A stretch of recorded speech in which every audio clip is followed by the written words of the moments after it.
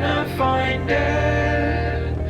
I think you'll have a great time here. I think you'll have a great time here. So, hello again and welcome to another podcast episode of Quick Question with Soren and Daniel, podcast where two best friends and comedy writers ask each other questions and give each other answers. Video edition. I am one half of that podcast, senior writer for Last Week Tonight with John Oliver, author of How to Fight Presidents, and reluctant return YouTube star Daniel O'Brien, joined as always by my co-host, Mr. Soren Bowie. Soren, explain how we got here. Hey everybody, it's me. I'm so happy to be back. I needed this. It's just good to be back in front of a camera. Oh baby, it feels good. I insisted on us doing this. I needed it from Daniel, and he flew all the way out here, and we're doing it. Now, I don't totally understand. I think that we're trying to save our podcast from what That's true. Yeah, I understand. For listeners who don't know, you can listen to this podcast like you always have, but you can also watch us do it in real time in front of each other on YouTube at QQ Podcast, where you can see us occasionally look at each other and engage with each other. You can see me fiddle with my cast. Yeah, I do a lot of that. You if you're only listening, you missed just how much pure vibrating Soren did when he was talking about being happy to be back on camera. You're also missing our wonderful set design. We got our show logo. There it is, without our names. Interesting. We've got the cool bass that It's a really nice PV. I do a solo on every episode. I think most of them have been cut for time, but go listen to them all again. Yeah, I've stuck in there. They're in there.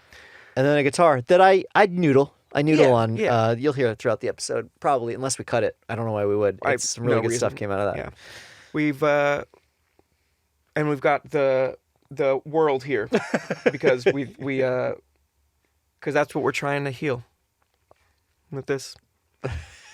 As you started doing the intro, I was already lamenting the fact that on video you have to bring a different energy.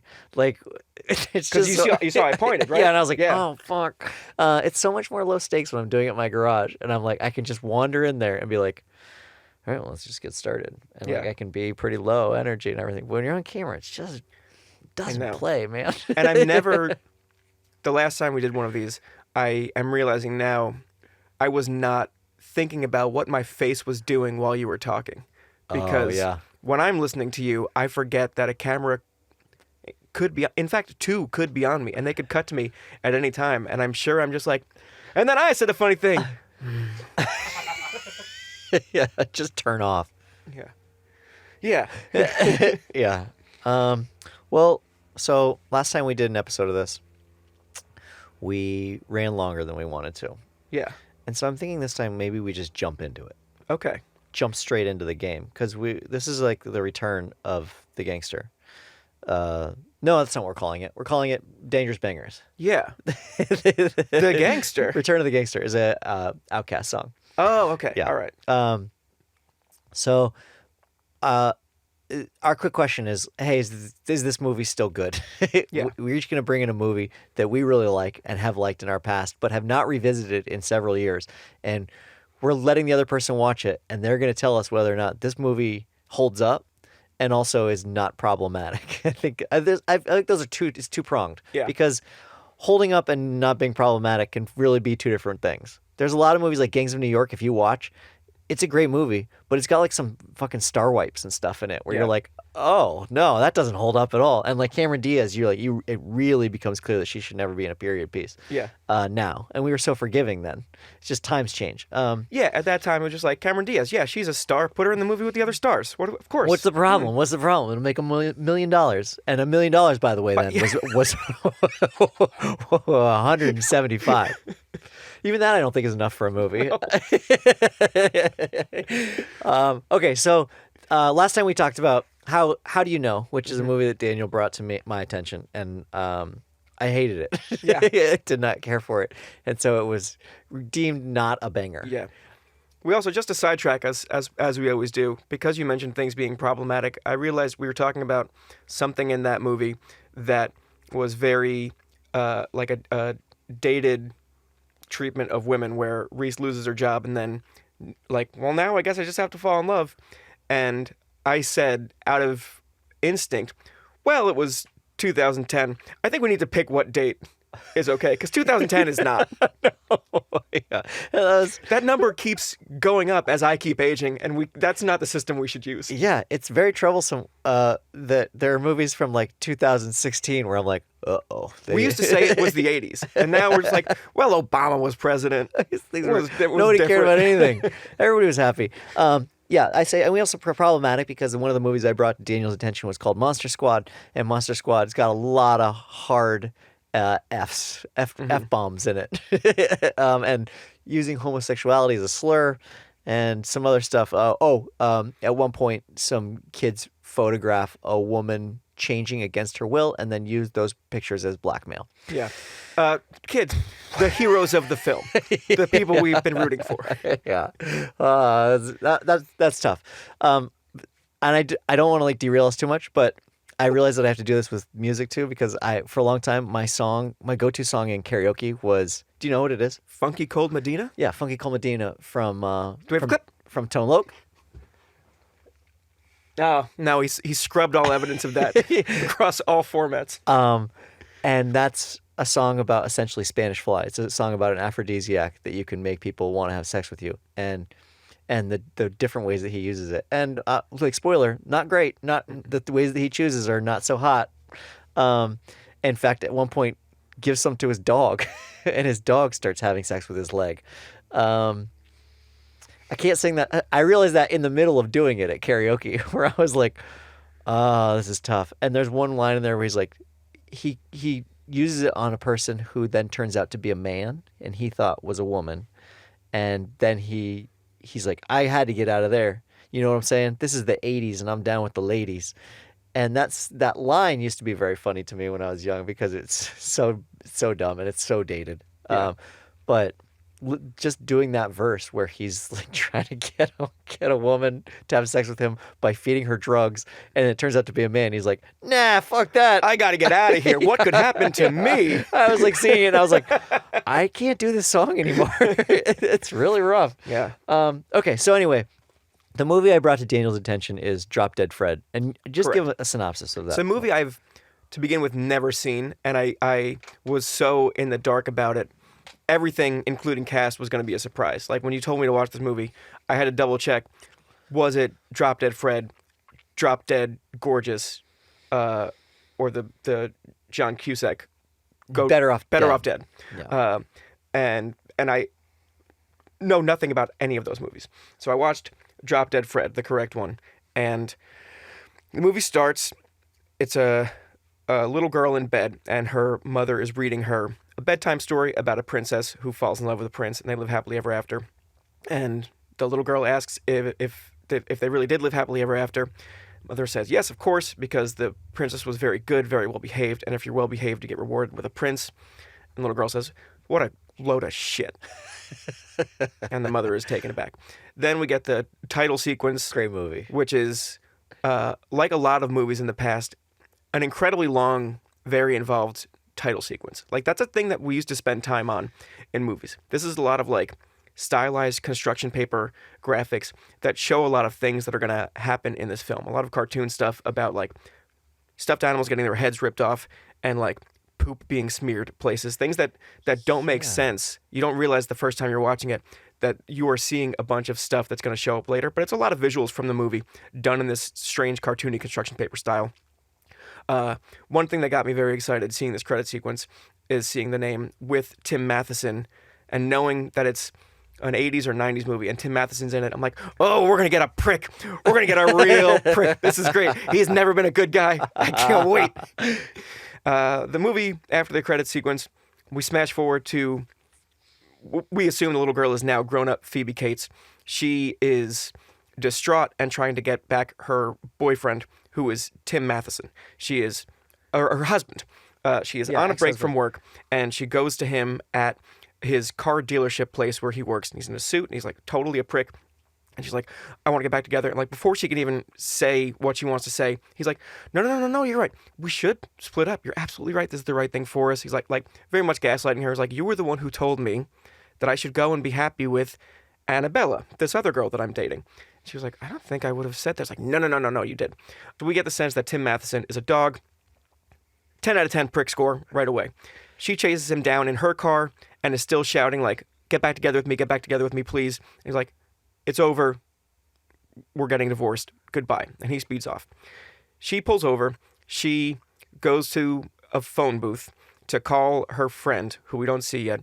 And she is distraught over the divorce. She still has her car. She doesn't know where she's going to sleep that night. As she's talking, a random carjacker, a random guy walks by and sees her car, has a golf club, smashes the window, takes her purse, leaves. And then she is still talking. She does not see this going on. Another guy walks over, sees a window open, steals her car, drives away. It's broad daylight. She looks, oh no, that's my car. She has to run to her job as a court stenographer. And she gets in there her job. late and says, I'm really sorry. I lost my husband and my wallet and my car.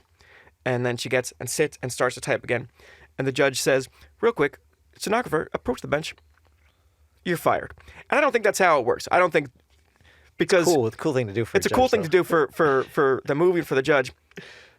Where's your stenographer now? You need that for law. You need it. On her way out of the courtroom, she's carrying her absurdly large box of stenographer paraphernalia, and she bumps into a hunky childhood friend of hers named Mickey, who was just like a happy, cheerful guy from her past who is really happy to see her again. He doesn't work in the courtroom, he explains. He's there because he's getting a divorce, and he's really happy that he got to keep his cute daughter in the divorce. He has a picture of his daughter, safety pinned to paper clipped to court documents, just look, here's the daughter. I must have brought this to court to show the judge. Can I have her still? But this is done to establish she's got a hunky childhood friend who's clearly been thinking about her for a long time. He is also recently single, and he's a single dad, so we get the sense that he is a good guy. And he says, she's great, I love her, but she is a lot, kind of like you were at that age. She's like, I wasn't a lot at that age. I'm like, yeah, you were. You did pranks to my grandma. You were, it was only when your mom was around. We were all scared of your mom. She's like, my mom's fine. What are you talking about? And then he was like, yeah, it wasn't you. It was, you never said it was you. It was always Drop Dead Fred, your imaginary friend.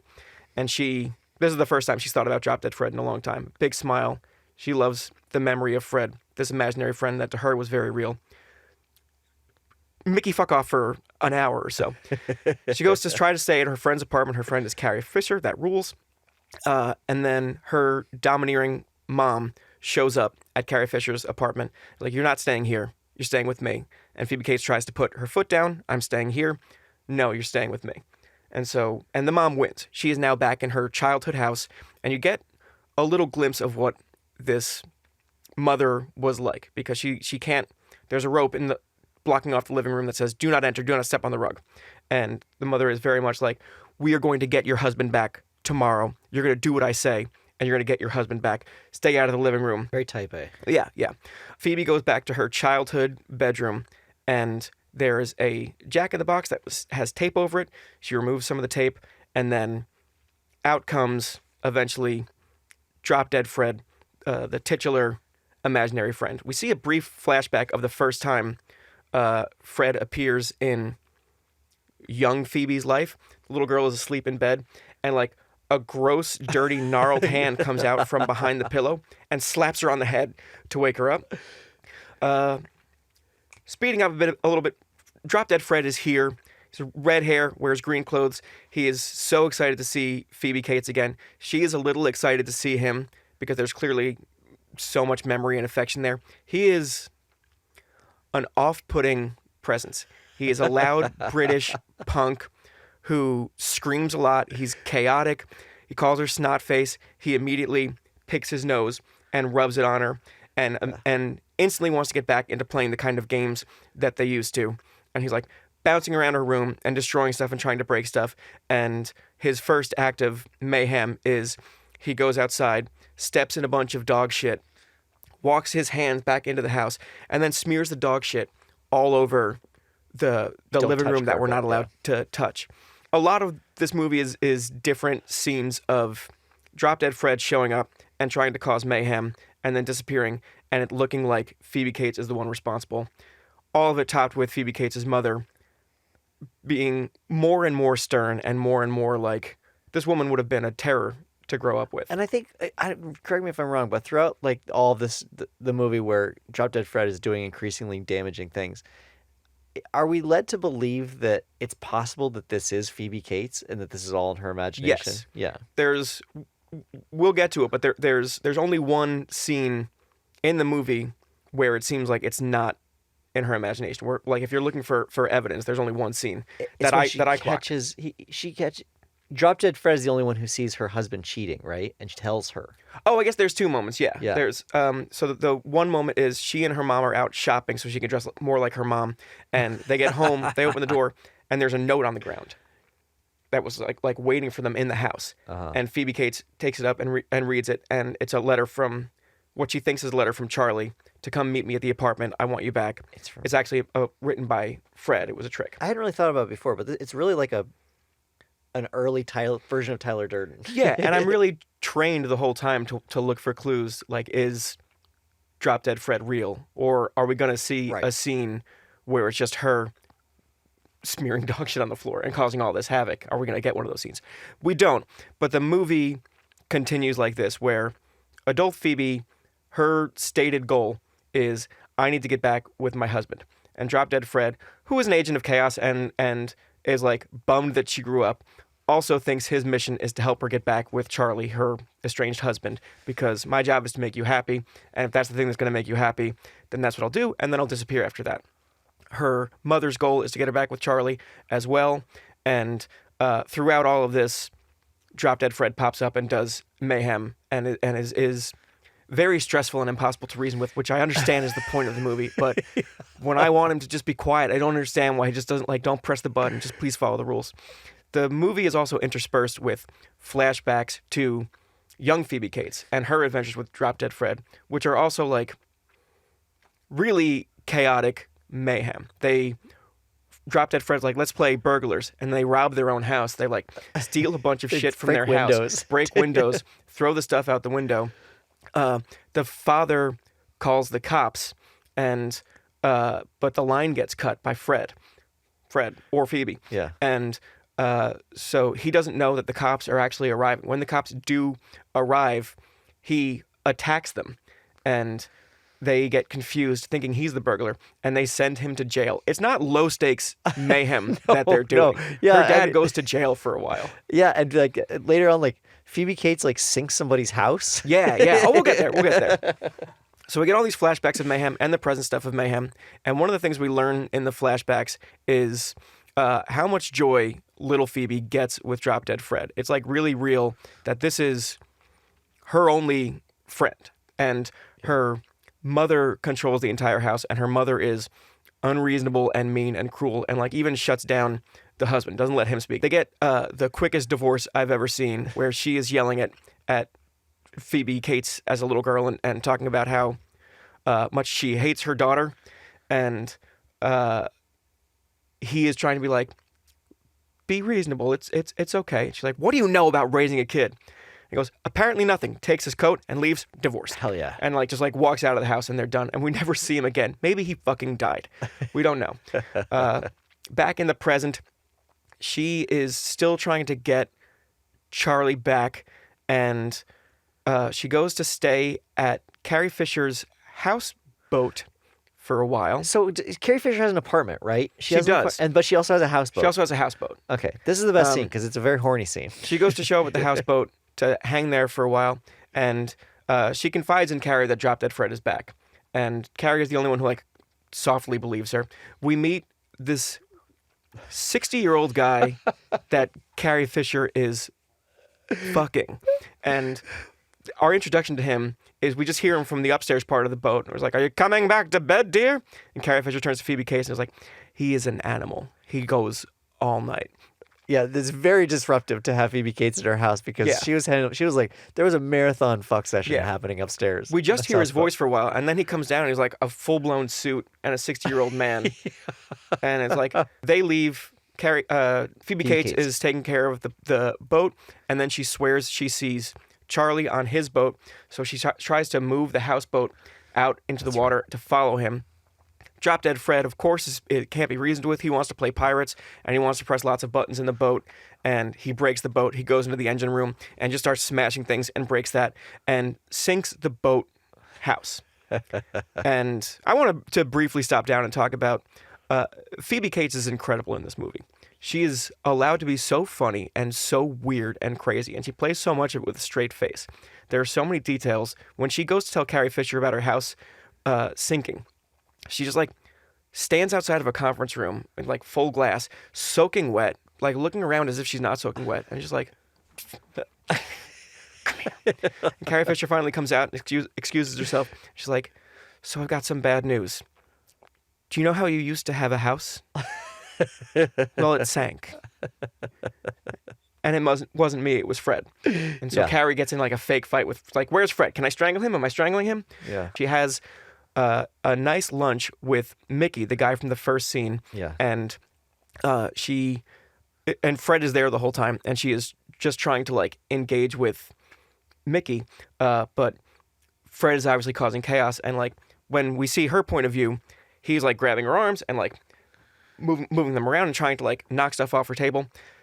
To his point of view, to Mickey's point of view, this is all just her like fighting with herself, doing some really great Bruce Campbell Evil Dead 2 stuff where she is like not in control of her not hands in control, and body. but like doing idle hand stuff. It's very fun. And Mickey, in like a pure playbook of underwritten female leads in movies of the 90s, is just like so taken by everything she does. Yeah. You know, they've got like romantic comedies where like the guy is terrible, but for some reason the girl is just like, I love it because I'm not the focus of this movie. He does that role. He was like, why did you do that? Why did you just throw spaghetti? Because I'm crazy. You're crazy in the best way. And he's throwing spaghetti in this restaurant. And they get thrown out of the restaurant. And then she just leaves for a while. And every time he pops up, he's doing more of that. Just joyful, like, He's just the most I love how kind. violent and weird you are. I'm going to yes and it forever. Yeah. She causes so much damage in something again that her mother decides to take her to a vague mind doctor of some kind. A child psychologist. Yeah. And a psychologist, but for children. Because it was the same one she had when she was a kid. Yeah. We get a fun reveal where all of the kids who are in this room for imaginary friend purposes, they're imaginary friends. We can now see them, and Fred can see them, and Phoebe Cates can see them. And they just do like bits together for a while. They know each other. Like they know Fred each other. gets there yeah, and it's like namby-pamby. It's very exciting. And there's one that they all kind of fucking hate. They're like, this guy. Yeah, there's a social dynamic to all of the invisible friends. It's such a great reveal. It's really, really fun. They all like, it's like the Beetlejuice waiting room. Like after death, where like everybody just all of a sudden knows each other and they're all like, ah! Yeah. And the big hallmark of Drop Dead Fred as an imaginary friend is he is disgusting. He's grotesque. Yeah. It's shit. It's boogers. It's spitting. It's like visceral. Like very unpleasant. Friend. And all of them are like that. They're all like, hey, Fred, watch this. And they rip their neck open or their head explodes. And it's great fun. And the mother comes out with these green pills from the doctor. And the doctor is like, give her one of these every day. And the imaginary friends let Fred know, like, oh, if she takes those, you'll die. You'll disappear. The movie continues. She is basically under house arrest with her mom and some giant nurse that her mom hires to like make sure she's fed and has these pills. She eventually breaks out and finds Fred again. And they're like, let's go to Charlie's big party and let's win him back there. And so she goes to the party and she's going to try to win him back. Fred does a Fred thing where he slides on his back on the ground and looks up someone's dress. Yeah. And that person is not wearing any panties. And he's very excited. And that person happens to be Bridget Fonda. And you forget that she's in this movie, I don't did you? not remember that Bridget Fonda was in this. Phoebe finds Charlie at the party and wants him back. And then Bridget Fonda walks up. And Bridget Fonda is the Annabella that we've been talking about from before. And they are clearly together. And Phoebe goes a little bit crazy on this and leaves and doesn't know what to do with herself. Starts to think she's going to be resigned to taking these pills forever. Mm-hmm. But then Charlie, for some reason, decides, I do want you back. Come move back in with me. Let's be married again. And for a brief period, this seems like it could be a good relationship. Like, they're very clearly fucking a lot. They're in love. Yeah. They're really into each other. Yeah. And she is willingly taking these pills. That's right. She's becoming an adult. Yeah. And Fred is dying this whole time. And finally, with like one of his last acts, because she tries to make Charlie a mud pie, is like, don't you think this is cute and fun that I did this? Like, no. It's like, okay, I'll make you a romantic adult salad. Good. And as she's making the salad and Fred is slowly dying and mad that she's eating salad, Fred discovers by hovering above the wall in the next room, he can hear Charlie talking to Annabelle on the phone, giving like amazing prick exposition of exactly what you need to be overheard. Annabella, you know I'm still in love with you. She doesn't know anything. I can handle her. Of course we could still be together. Very incriminating stuff. Yeah. And he's like, Phoebe Cates, please just open the door and listen to what Charlie is saying. Please, you can take the pills. Just do this thing for me. Yeah. So she opens the door and listens to Charlie. And he is, thankfully for our purposes, continuing to do very helpful one-sided exposition. I love fucking you, Annabella. Don't worry about Phoebe Cates. Who cares about Phoebe Cates? I'm going to do this forever. Yeah. And I'm so she decides... fuck you secretly for a long time. I'm going to leave this guy for good now, but I don't really know what to do. And in a very strange scene, Fred is lying on the ground and says, just come with me.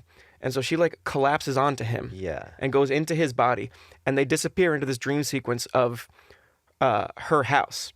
And she goes into the house and at some point needs to manifest a tree so she can climb up to the different floor on her house. It gets very surreal. It's very, very surreal. And she confronts her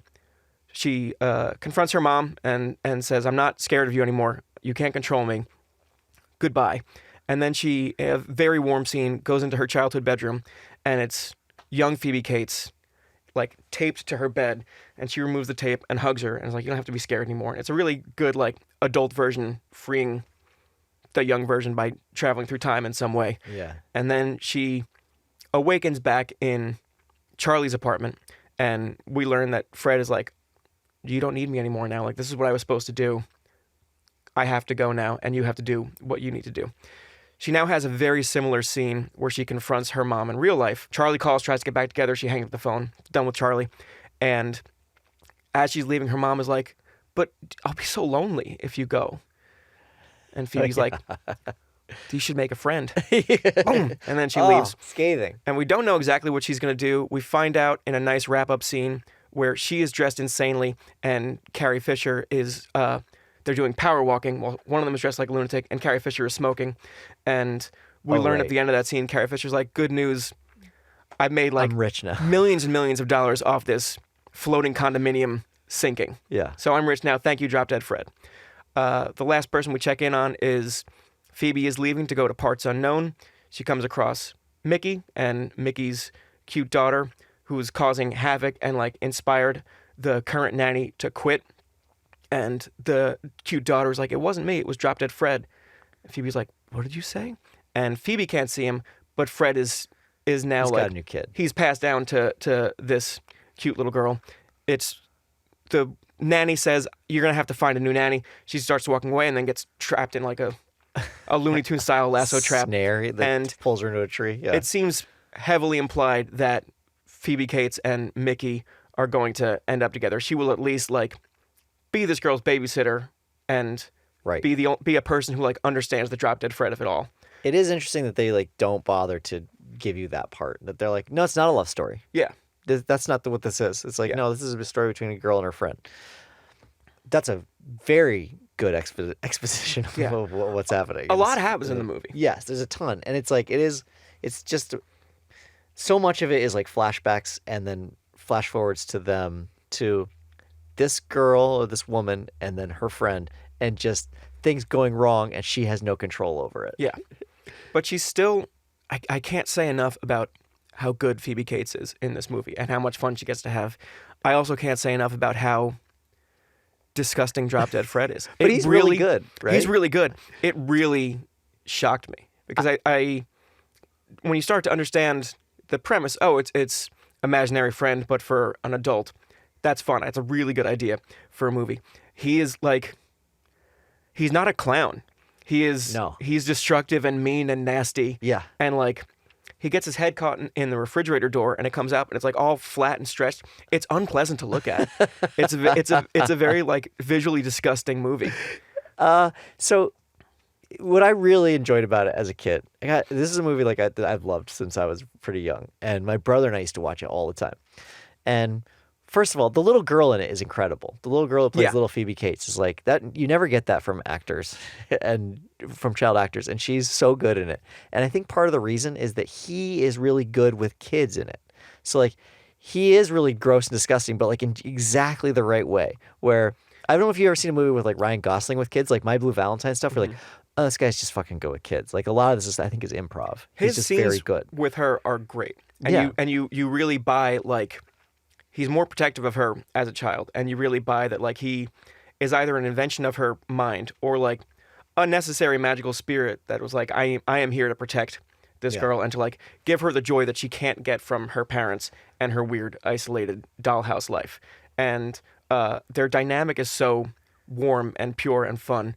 It's a little bit stranger with Phoebe Cates because she's an adult and she's an attractive adult, and they're like really close in each other's space a lot. And like again, he's rubbing snot on her. There's like constant intimacy with them running around together and being so close and like screaming into each other's mouths. There was like, where's this going? Is he the prince that we talked about in the beginning that she ends up with? They do kiss at the end. Yeah. Which is like that. I remember that vividly as a child, where I was like, "Wait, what?" Before he disappears, they kiss. So it is. I don't know. Let's not talk about it. I don't want to think about that part. There's like early on when they're like they're gonna do the robbery. Yeah. Like he's already dressed for it, and he's like, "We got to get your sweater all stripy." Like, and they just like rubbing shit on her sweater. So much that feels like. This could not have been scripted. Or like when he slides underneath the mom and he sees under her dress, because he does this a few times. Yeah. Drop Dead His Friend is also very horny. He goes underneath the mom and he's like, oh, cobwebs. Yeah, cobwebs. And there's a lot in that movie that I'm like, I think this guy is doing a bunch of improv. And I was like, that's like, what else has he been in? He's been in. So I went, as soon as this movie was over, I went to the Wikipedia page to look for a couple of things. I wanted to see who this guy was and like, was he doing Drop Dead Fred in England for years, like a Mr. Bean thing, which is what I assumed. I assumed this was like a character he created for something else that he was doing for a while, and then they wrapped a movie around it. And no, he's just an actor who's been doing a lot of things and only did Drop Dead Fred once. And I just felt like that's, first of all, how do you not do that over and over again? Second of all, how are you allowed to do so many other things? You're Drop Dead Fred. He's so good at that one particular role, which is amazing. Like there's a lot that he has to be doing all the time, and he has to be like high energy and moving and talking the whole time, and he does it flawlessly. It's so good. It's such a physical performance. It's so awesome, and he's got to dial that back between a bunch of different speeds depending on the scene, because sometimes he really is like super supportive, and sometimes he really is super damaging and chaotic. Yeah. The other reason I went to the Wikipedia page is I wanted to know what the critical response was. And people did not like this movie. Siskel gave it 0 stars. We checked in with Jacob Weinstein, who's one of our sound engineers, about like where everybody or where these films sit and like all the different film critic arenas, and like this one is so low. I think in Rotten Tomatoes it has like an 11%. So people, when we say dangerous bangers, like. Maybe these weren't bangers to begin with. Well, the good thing about our show is that we don't have to take into account IMDb, Rotten Tomatoes, or Metacritic scores. It's just if the two of us decide it is a banger. And I'm going banger on this. It's a banger. I think it's a real banger. I think Phoebe Cates' performance. I think oh my God. The freshness of this movie and how unpredictable and weird it is. Even if it is just hitting the same beats of like he's gonna do chaos to ruin this thing.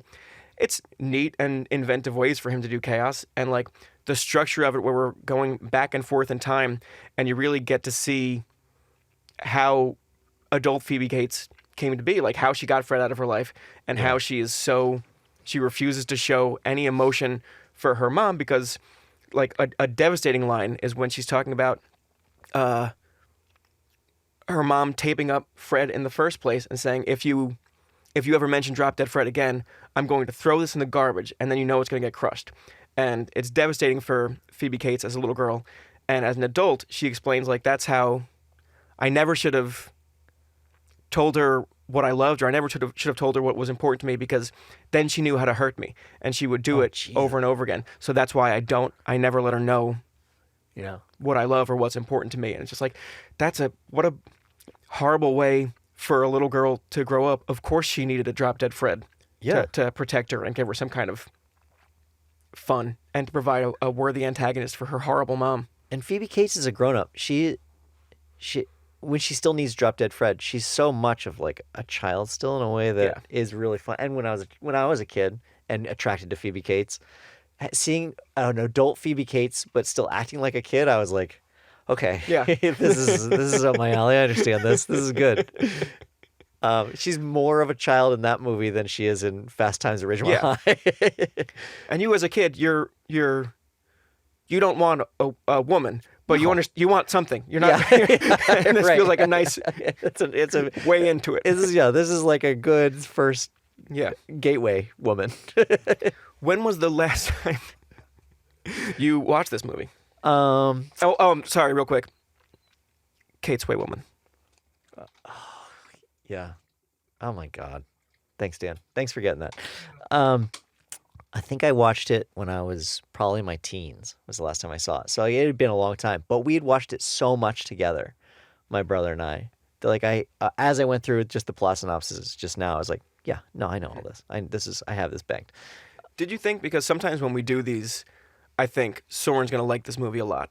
And sometimes I think I need someone to tell me if this is bad or not, because I don't know. Did you think I was really going to like this one? No, I did not. So this was one that I was scared about, because I was like, well, we had really weird tastes. Like, we were living up in the cabin in the woods. It was just us. Like, we didn't know, and I didn't have friends that I was like, oh, we should watch Drop Dead Fred. So the only other sounding board was somebody who was essentially another me. Yeah. In my house, and I was like, I don't know if anyone else will like this movie. And then also to hear Jacob be like, it's got an 11%. I was like, things don't look good. Things aren't looking good. I am trying to put myself in like little kid shoes to see if I would have liked it back then. And I think I would have, because a lot of the stuff that I was reading on Wikipedia, the complaints people had for it was like, this is too dark for like a family movie.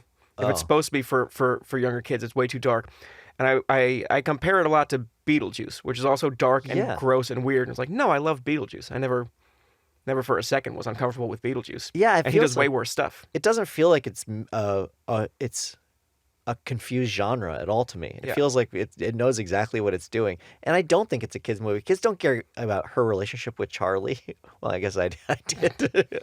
But like I watched it for the Drop Dead Fred, but I mean, like, it's like Scrooged. It's like, it feels like in that same like vein where you're like, a lot of physical comedy is happening in it and stuff, and a lot of supernatural types of things that would be appealing to kids, but also like it's got a very adult thread through the whole thing. And I liked that more in movies when I was a kid. I really thought I was going to find a whole extended Drop Dead Fred universe that, like, well, surely they made a Saturday morning cartoon of Drop Dead Fred where he just like ran around and did adventures. No, just one and done. Huge failure of a movie. And maybe like, I don't know what Phoebe Cates did after this, if she did a bunch of movies or not. She's done a bunch of movies. I don't know her timeline very well. There's a lot. She's a blind spot for me that is now going to be a rabbit hole, because I know she did Fast Times, a movie I never saw. Yeah. So if you want to put that on Banger's list, if you like that or not. And You've never seen Fast Times? No. And I saw her in the Gremlins movies. Yeah. Oh, right. And she doesn't get a ton to do in the Gremlins movies. Yeah. Her most bonkers scene is monologuing about her father dying because he was dressed as Santa Claus and wanted to come down the chimney to surprise the kids on Christmas and got stuck in the chimney and died. Yeah. And her end of that monologue is, and that's how I found out there's no Santa Claus, which is a bizarre thing to say. It comes at a time in the movie where like the town is overrun by gremlins. People have been killed by gremlins. And Billy is like half paying attention while he's checking for like phone reception. And he's like, yeah. No, I hate my dad too. Could you check those phones? What are those doing? Yeah, where they're in danger. Their lives are in danger. She's like, I had to tell you the story about how I learned there was no Santa. Yeah. I don't think I want to hear that right now. Yeah. But I don't think I've seen other movies of hers. And now I want to see everything. Oh, hold on. Okay. Correct me if I'm wrong here. And you would know. She married Kevin Kline. Yeah, okay, yeah. And, which possibly one of my most problematic views. This is like very clearly a holdover from a part of myself that I'm trying to shake, which is like ingrained misogyny that if someone is good and cool and talented, then they deserve the prom queen, which is what Phoebe Cates was in the 80s to everyone. So like when I see Kevin Kline, who I was like, yeah, you're so talented, you're so smart, you're so funny, and then I find they're married to Phoebe Cates, I'm like, good. That's right. And it shouldn't be right. And I know that. I'm trying to work it out of me, but I still clearly believe it enough that I had to say it into a microphone. Yeah, no, I suffer with that. When I watched the AOC documentary, and then I met her boyfriend in it, I was like, well, hang on. Because he's just a goober, right? He's just a guy. Yeah. He's just a dude.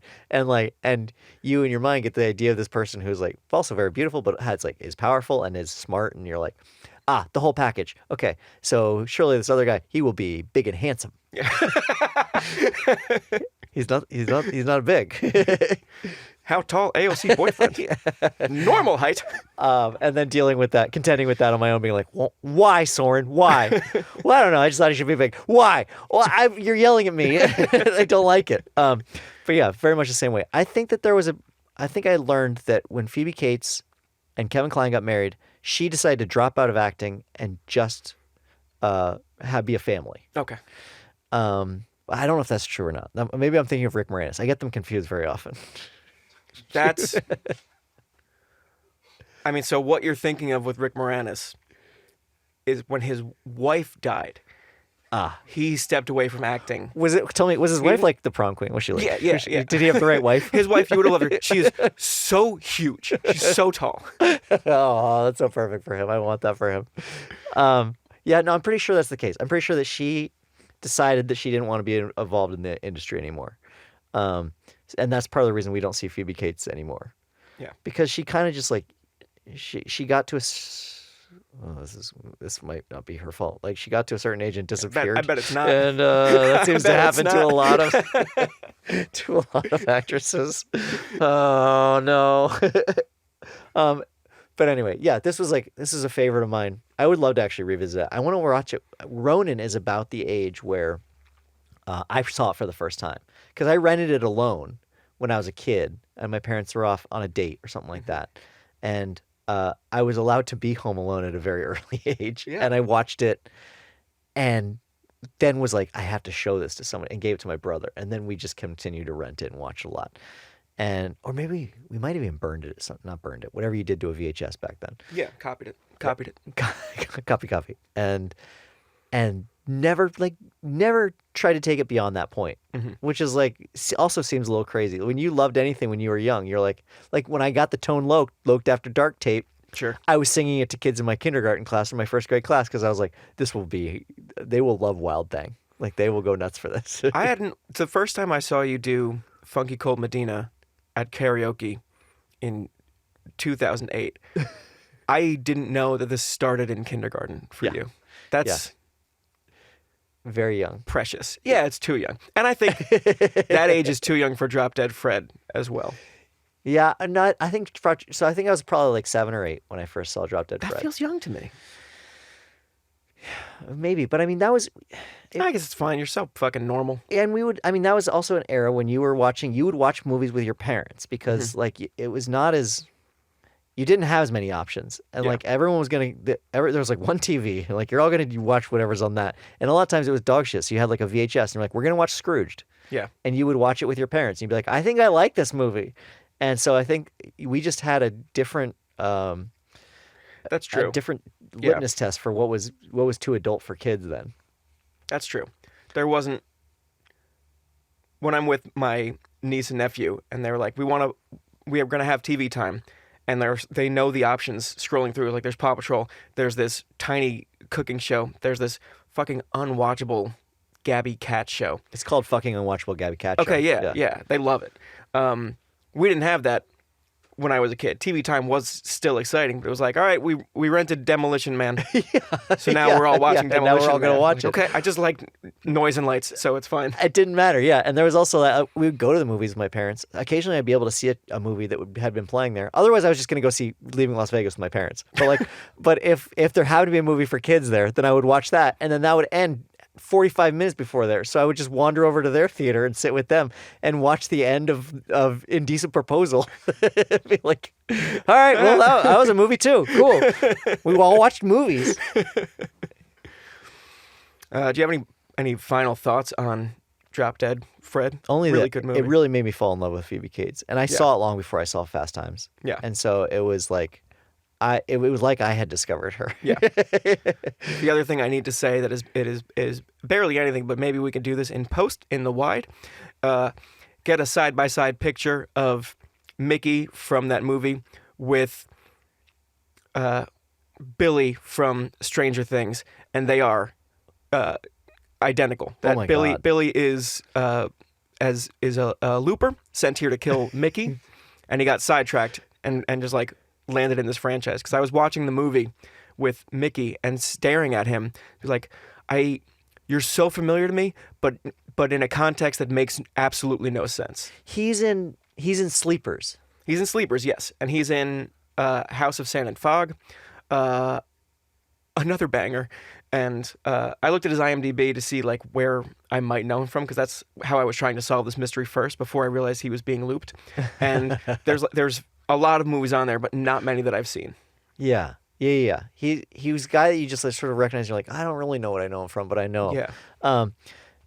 And he's wonderful in it too. Like he plays a great dummy, but like a lovable dummy. And I started to realize as you were talking about this movie and how much I love Phoebe Cates that I think a lot of like my sense of style and like what I think is attractive in a woman, like she wore a lot of dresses and then like tennis shoes. Yeah. And that's a look that like is not super common, but one that I have always loved. Her And wardrobe I think maybe I got it from this. It's pretty bonkers throughout the movie in a fun way. And there's also, she cuts your hair in the movie multiple times. Oh, right. Which you never get to, which I weirdly feel like you don't get to see in movies a lot, but like there's one scene where either she or Fred cuts her hair while she's sleeping to have this like crazy haircut that she just rocks for a while. And then her mom tries to fix it, and she rocks that for a while. And it just like They all changes look throughout great. the movie.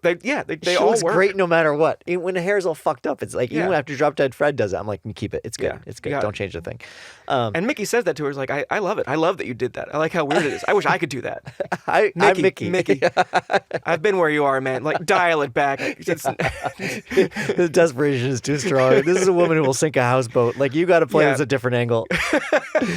The only other thing that it reminds me of, and another story that I absolutely love, is Calvin and Hobbes, and the relationship between Drop Dead Fred and Phoebe Cates is so much like those two, where it's a lot of chaos, Yeah. and there's a lot of did Calvin do this or did Hobbes do this, and then like some indications that there's a much darker side to Hobbes, which like because like Hobbes can't eat people, he is a tiger. Yeah. And like when I remember there was one panel where like they go down to the kitchen at night to try and steal some food, and they get caught by the parents, and then afterwards the mom is like, why was he pulling out all these cans of tuna fish? And it was like, no, Hobbes was doing it. Like Hobbes was getting in there and he was like, I'm gonna eat this, because Calvin wasn't gonna eat raw tuna fish. No. But then yeah, like Hobbes is occasionally a threat. Like Hobbes will fuck Calvin up, and I love that about it. When they did the burglary scene in this movie, and the father attacks the policeman on the stairs into their bedroom, they roll around for a while, and you hear a gunshot. And I really thought this movie was going to get much darker than it was.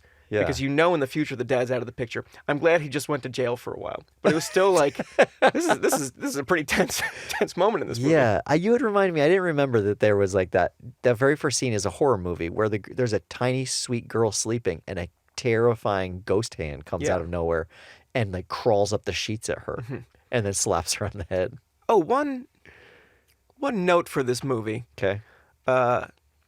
Every time she's around a certain flower, she sneezes, and the sneeze like sends him bouncing off the walls. I And remember that. I don't know what that does in the movie. apart from like we have the special effects to make it plausibly look like we're actually making him bounce around the walls right now, but it's not like You're right that it never ends hit up 2 or 3 beats set up in a way that you think, by the end of this movie, she is going to need to sneeze him to safety or sneeze him to destroy something. It's a Chekhov sneeze. Yeah, but it just doesn't. It's just, it must clearly just be like, we figured out this effect. Look at it. Shut up. Look, Yeah. he's bouncing. Yeah, that she has, because it is like the only power that she has over him. Yeah.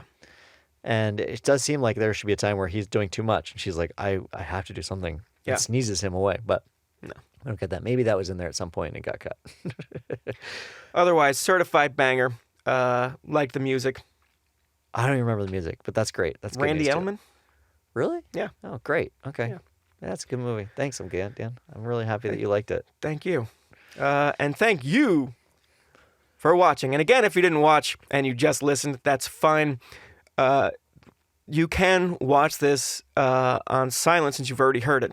You can find all of our video pods at QQ Podcast. You can also find the show on Twitter. You can find Soren on Twitter at Soren_LTD or me at DOB_INC. You can email the show at QQ with Soren and Daniel at gmail.com. We have a Patreon that you can find with some sensible Googling. Our theme song is done by the fabulous Me Rex. You can find their album at merex.bandcamp. Our show is recorded, engineered, edited, and now filmed by the inimitable Gabe Harder and Jacob Weinstein. And you could find Gabe nowhere. No. And you could find Jacob. I also Doesn't wanna believe be Jacob found. does not want to be No, found. Jacob's made it clear he doesn't want to be found either. We can check the tape. I don't think I took a breath in all of those plugs. No, well, I thought think you were- and I stared It seemed through like the wall it to seemed like see you if were they going were. to do a bit at the beginning, which was you're like, you can find our show on the internet. You can find us on the internet. You can find this on the internet. Nope, that would have saved me a lot of internal panic. We're not going to memorize them. No. We should have a sign with them on it. If we have the budget for. I mean, us stumbling through it, I feel like I could keep That's doing part that. of it. Yeah. Okay, I'm demanding a teleprompter next time. Actually, when I say us, you have done it both times so far, Yeah. so I haven't had to do anything. Do you But see each how time I've been like, I know it. Do you see how far on the seat I'm sitting for these? How tense I am? Yeah, I it's like we're driving for the first time. Yeah. Just wait till we do the ads in video form. And then you'll see me white knuckle it. Yeah. All right. Are they going to watch us do the ads, you think? That's going to be advertisers. You don't want that. I wouldn't do that. Yeah. All right, bye. I've got a quick question for you, alright? I wanna hear your thoughts, I wanna know what's on your mind.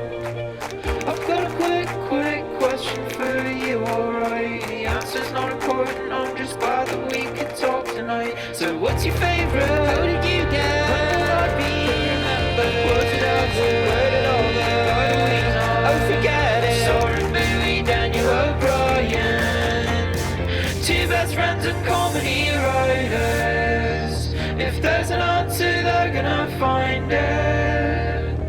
I think you'll have a great time here. I think you'll have a great time here.